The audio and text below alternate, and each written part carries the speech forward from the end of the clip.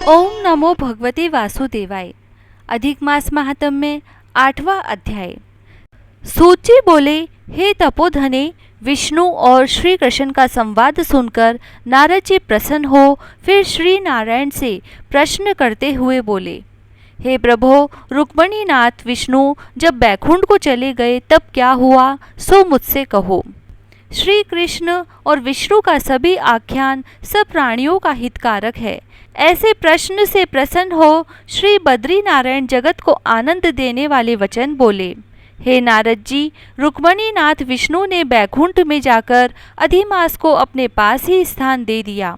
वहाँ निवास पाकर अधिमास महा आनंद को प्राप्त हुआ और सब मासों का अधिपति होकर श्री विष्णु के साथ क्रीड़ा करने लगा। उधर श्री विष्णु 12 महीनों में मलमास को सर्वश्रेष्ठ बनाकर मन में बहुत प्रसन्न हो चिंता मुक्त हुए। हे मुनि नारद जी, पश्चात भक्त वत्सल श्री कृष्ण युधिष्ठिर और द्रौपदी पर कृपा दृष्टि करते हुए अर्जुन से बोले, हे राजसिंह, मुझे ऐसा प्रतीत होता है कि दुख में डूबे होने से तुमने तपोवन में आकर पुरुषोत्तम मास का अनादर किया है और वृंदावन चंद्र का प्रिय मास तुम्हारे वन में रहने के समय अनजाने में चला गया।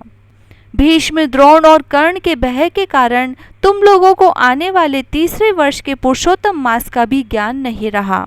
वेद व्यास जी से प्राप्त विद्या की आराधना में लगे भयंकर युद्धशाली अर्जुन के इंद्रकील पर्वत पर चले जाने के दुख से तुम दुखित ही रहे। अब आप पूछें कि क्या करना चाहिए, तो मैं कहूँगा कि भाग्य का सहारा लें, क्योंकि भाग्य का लिखा अवश्य भोगना पड़ता है। जैसा होनहार होता है वैसा ही होता है। मनुष्य प्रारब्ध से ही सुख दुख भय आनंद को प्राप्त होता है। अब आप अदृष्ट पर ही निर्भर रहें। हे महाराज, अब आपके दुख भोगने का दूसरा कारण और कहता हूँ, वह बड़ा विलक्षण इतिहास भी सुनो। यह पांचाली द्रौपदी महाभाग्यशाली पूर्व जन्म में श्रेष्ठ मेधावी ऋषि की पुत्री थी। हे राजन, कुछ काल व्यतीत होने पर अत्यंत लावण्य युक्त और मनोहर नेत्रों वाली यह द्रौपदी उस समय 10 वर्ष की थी। पिता के एक ही पुत्री थी जो सर्वगुण संपन्न और बड़ी चतुर थी। इससे यह पिता को अत्यंत प्यारी थी। यह पुत्र के समान ही रहती थी।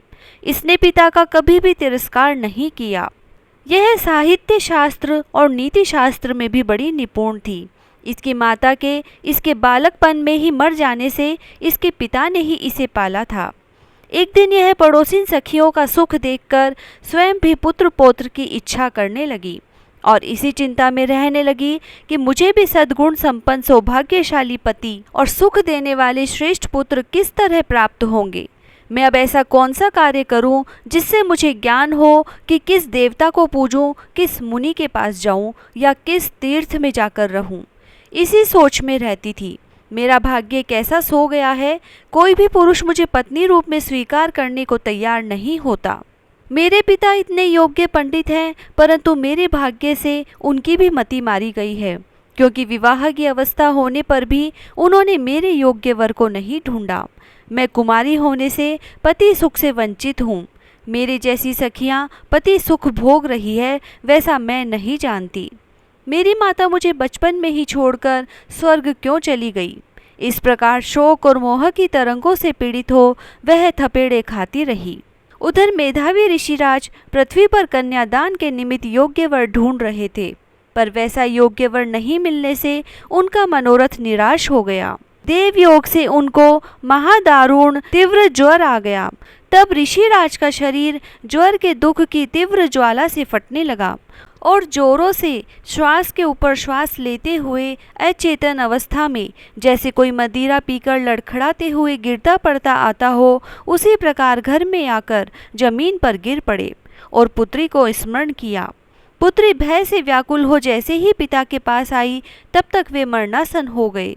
देवयोग से एकाएक कांपने लगे और कन्यादान के संबंध में जो विवाह महोत्सव की कल्पना थी वह नष्ट हो गई और पहले के किए हुए गृहस्थ धर्म के परिश्रम के प्रभाव से सांसारिक वासनाओं को छोड़कर उन्होंने भगवान में मन को लगाया और वह मेधावी ऋषिराज श्री हरि पुरुषोत्तम नीलकमल के समान श्याम वर्ण वाले त्रिभंगी मनोहर आकृति वाले भगवान को स्मरण करने लगे।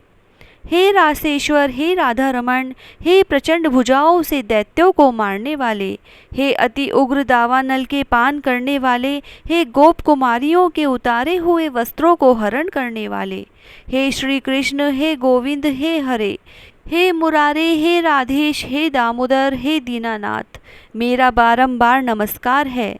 मैं भवसागर में डूब रहा हूँ, मेरी रक्षा करो। मुनि के ऐसे आर्त वचन सुन गोलोक से भगवान के दूत शीघ्र ही आ गए और मरे हुए मुनि का हाथ पकड़कर भगवान के चरण कमलों में ले गए।